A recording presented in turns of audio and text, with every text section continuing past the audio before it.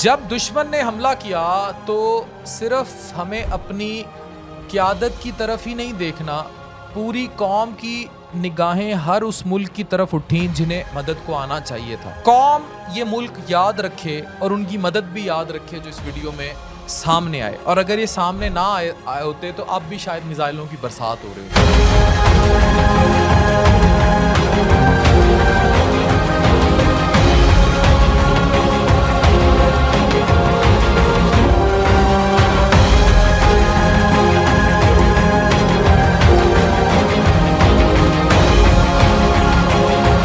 जब भारत ने जुल्म का बाजार गर्म किया तो चाइना ने मिसाइल और फाइटर जेट्स भेजे। J-10C मत भूलिए, J-10C भेजा गया। PL-15 ये वो टेक्नोलॉजी थी जो पाकिस्तान इकट्ठे यूज कर रहा था चाइना के साथ, और PL-15 मिसाइल ने ही राफेल को गिराया था।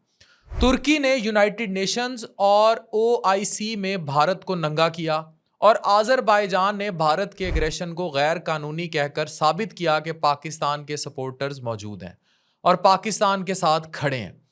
जब भारत ने पाकिस्तान पर ऑपरेशन सिंदूर के जरिए मिलिट्री स्ट्राइक्स की तो दुनिया के कई मुमालिक ने पाकिस्तान के साथ खुली हमायत की।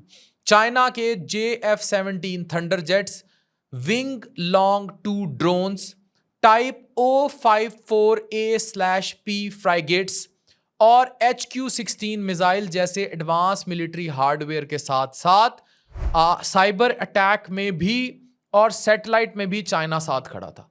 तुर्की ने भी पाकिस्तान के साथ अपनी दोस्ती के सबूत दिए जब प्रेसिडेंट अर्दगान ने कश्मीर के मसले पर पाकिस्तान को हाईएस्ट डिग्री ऑफ सपोर्ट देने का वादा किया और OIC के कश्मीर कॉन्टैक्ट ग्रुप के जरिए भारत के खिलाफ आवाज उठाई। आज़रबाईजान ने भारत की स्ट्राइक्स को अनअक्सेप्टेबल करार दिया और पाकिस्तान के साथ अपनी सॉलिडेरिटी का इजहार किया। जब उनके फॉरेन मिनिस्टर ने कहा कि भारत ने पाकिस्तान के इलाके पर बिना किसी सॉलिड जस्टिफिकेशन के स्ट्राइक्स किए हैं जो कि अनअक्सेप्टेबल है। ईरान ने भी भारत और पाकिस्तान के दरमियान तनाज़ात को हल करने के लिए मीडिएशन की ऑफर दी और दोनों मुमालिक के दरमियान बेहतर अंडरस्टैंडिंग बनाने के लिए अपने एफर्ट्स पेश किए। इसके बरक्स भारत ने तुर्की और आज़रबाईजान के पाकिस्तान के साथ सपोर्ट करने पर सख्त एक्शन लिए। ये याद रखें जो एक्शंस हुए वो आपको पता होने चाहिए। ये याद रखें confederation of all India traders CAIT ने दोनों मुमालिक के साथ तमाम ट्रेड और कमर्शियल एक्टिविटीज़ के बाइकॉट का ऐलान किया है और ताजरों ने अपील की है, भारतीय ताजरों ने, कि वो इन मुमालिक के साथ किसी भी तरह का कारोबार नहीं करेंगे। अब ये सुने, समझें, देखें। माइंत्रा और अजायो AJIO जैसी ई-कॉमर्स प्लेटफॉर्म्स जो हैं, इनके तुर्किश ब्रांड्स को अपने प्लेटफॉर्म से हटा दिया गया और सेलिबी एयरपोर्ट सर्विसेज इंडिया जो कि तुर्किश फर्म है उसको भी सिक्योरिटी क्लियरेंस नहीं दी गई।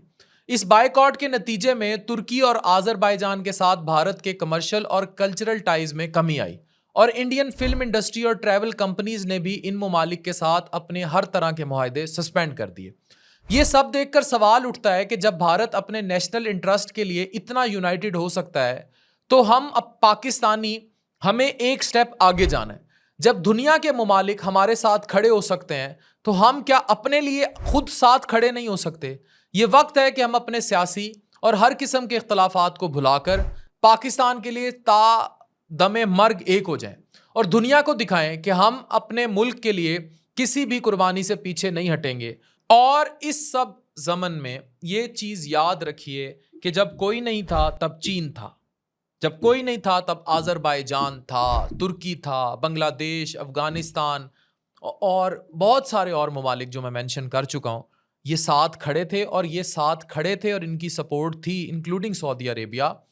तो ये बैक ऑफ हुए अदरवाइज, और हमारी मिलिट्री ताकत इतनी स्ट्रांग थी कि बैक ऑफ हुए, अदरवाइज ट्रस्ट मी हमारा हाल ये करने की प्लानिंग से आए थे वो जो इन्होंने मशरिक़ वुस्ता में देखा, लेकिन इनके सिंदूर का तिंदूर बना दिया गया। डॉक्टर अफान कैसर साइनिंग ऑफ।